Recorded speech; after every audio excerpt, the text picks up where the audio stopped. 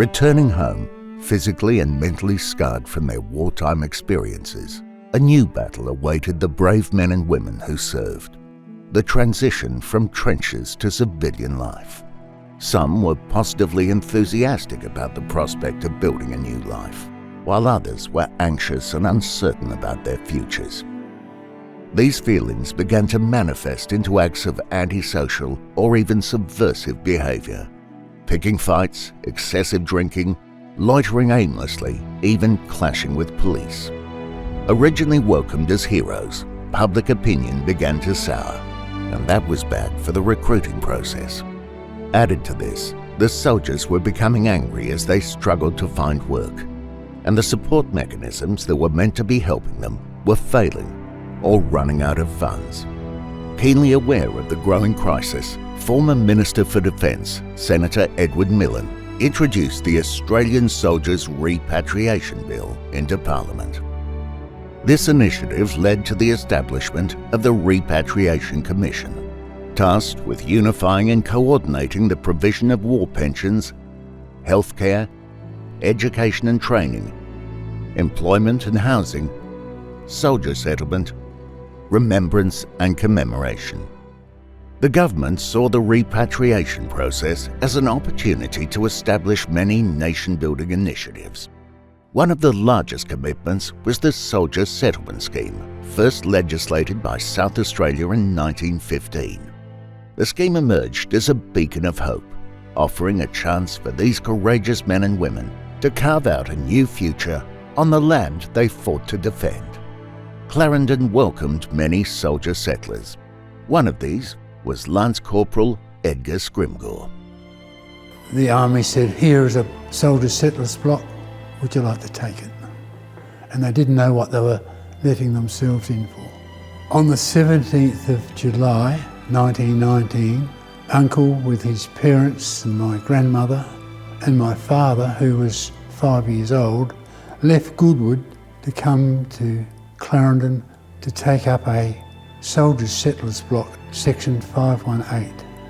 On arriving at Clarendon, they were stopped at the entrance of the bridge because on that day, Mr. Anzac, the Minister of Roads, was officially opening the bridge. It was the new concrete bridge, which replaced the old wooden bridge of the 1850s. And after the bridge, of course, was opened, they then journeyed on up the road to their new abode. On arriving at the farm, they found a good stone home, some cleared ground. There was an old fruit tree orchard, and most of it was covered in acacia pycnantha, the black wattle. Over the years, they did wattle barking and bundled the wattle bark for sale to the tanneries for tanning leather. This wattle bark was brought to Clarendon, and the wattle bark depot and the weighbridge was exactly where the entrance to the hotel car park is. And that's where they brought their wattle bark to help them make a living. Although Prime Minister Billy Hughes promised them a land fit for heroes, for many the process was a failure, with 60% of settlers walking off their blocks, leaving the country £23 million in debt. I walked off the block for nothing. A fool, wasn't I? I'd had a gut full of it. At last I said to Mum, "Well, I'm walking off. Are you coming?" The family had no qualifications, not that they needed qualifications, but they had no idea of farming and what to expect. And so off of this farm, they had to make a living, but not only that, pay rent on Crown land.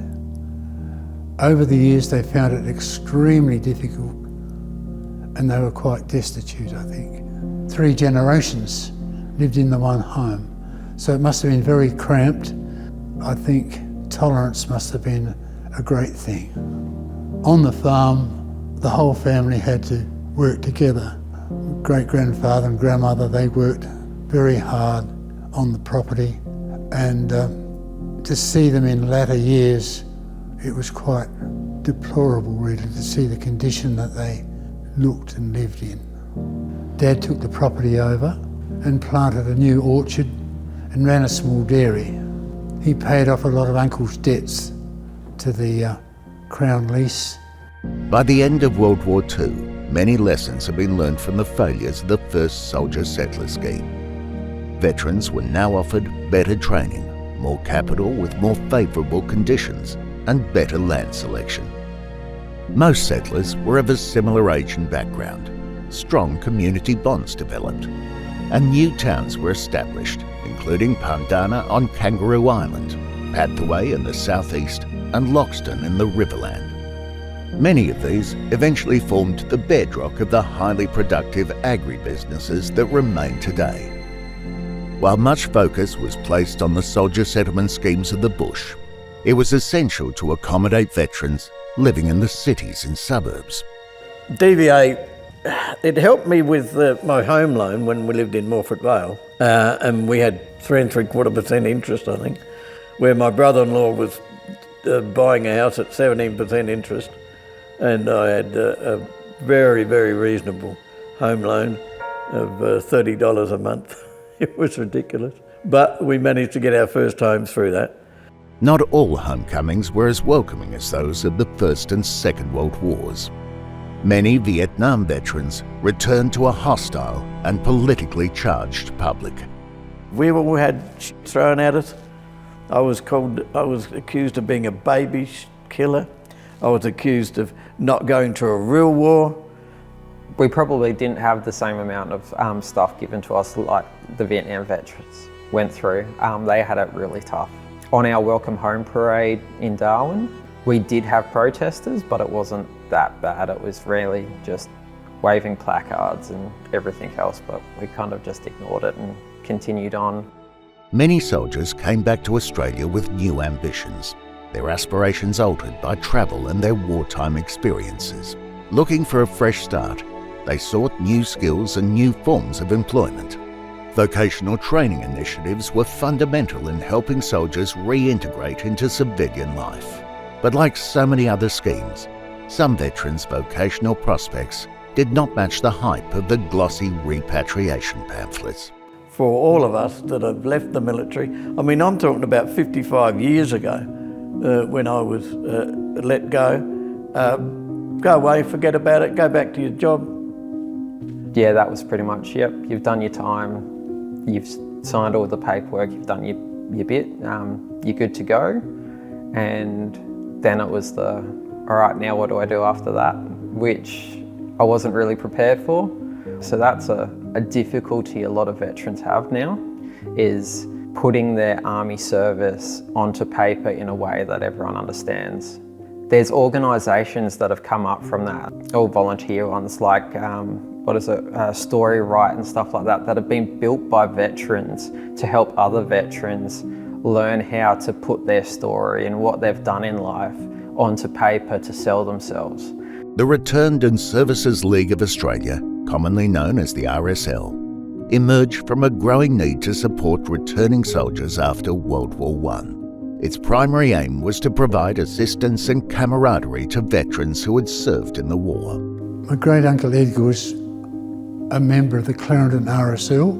It was a very, very close-knit group of people because they could come together and understand one another from the horrors of war, where other people in the district didn't understand. So they got a lot of compassion and brotherhood out of the RSL. For the unfortunate veterans maimed physically or mentally during their service, different support mechanisms evolved to deal with the various forms of trauma. Specialised repatriation hospitals were constructed around the country, including the Repat at Door Park in Adelaide. In latter years, Uncle did not enjoy good health. He was often at the Repatriation Hospital having treatment. And I think a lot of this was probably to do from his experiences at the war and the stress on the family property. Many specialised services grew out of necessity, including the first artificial limb factory, which opened at Caulfield Hospital in Melbourne in 1917. By the end of the Second World War, there were 6 factories, staffed mainly by veterans, many of them limbless.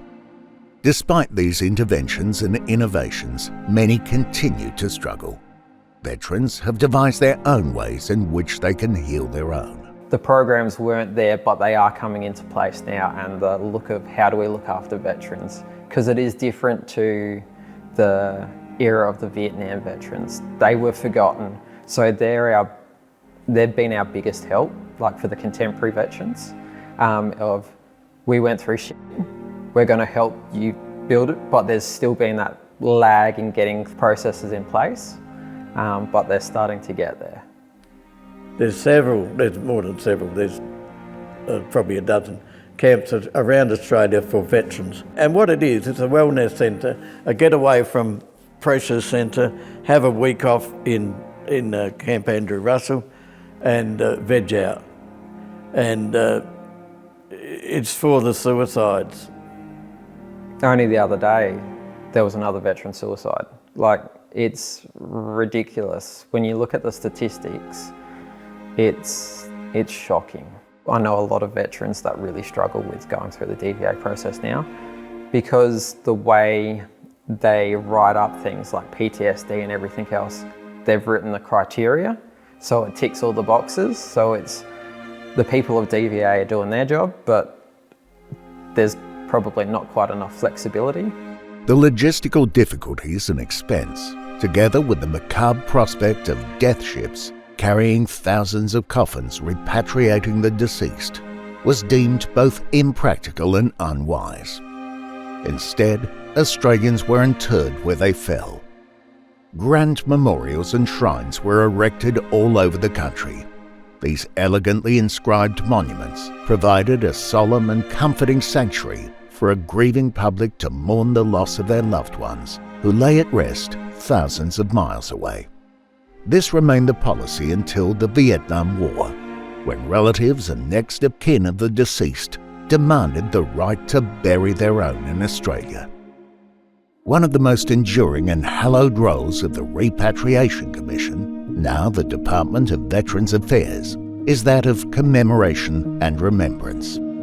On the 25th of April 1916, a year after the first landings at Gallipoli, the first Anzac Day service was commemorated. Anzac Day has become sacrosanct for veterans and is one of the most important and sacred days of the year. Anzac Day's always been very important to me because both my grandparents served. It was honouring what they did, willing to give up family, friends, to go over and do what they thought was right, to protect, to serve.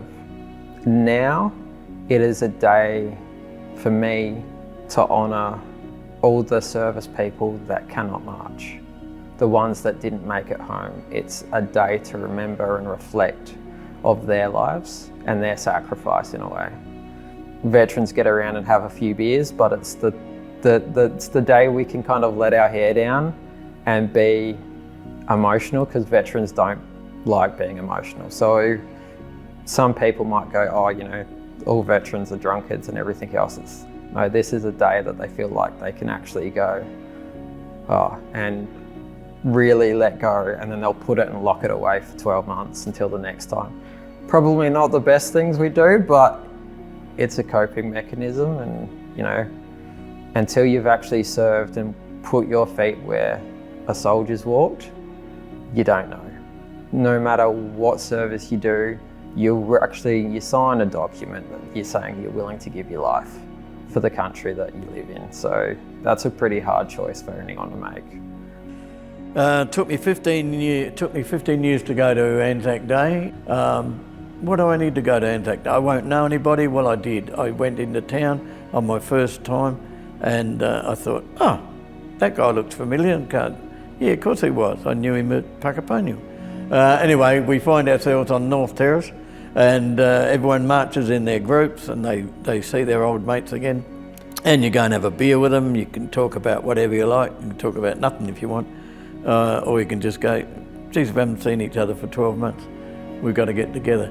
But as time goes on, you can see the ranks are getting less and less. And we're the ones that are going to be, you know, carrying the flag for as long as we can. and the Afghanistan veterans are going to be carrying the flag for a lot more years. So it means a lot to come out and have those crowds, 10 deep.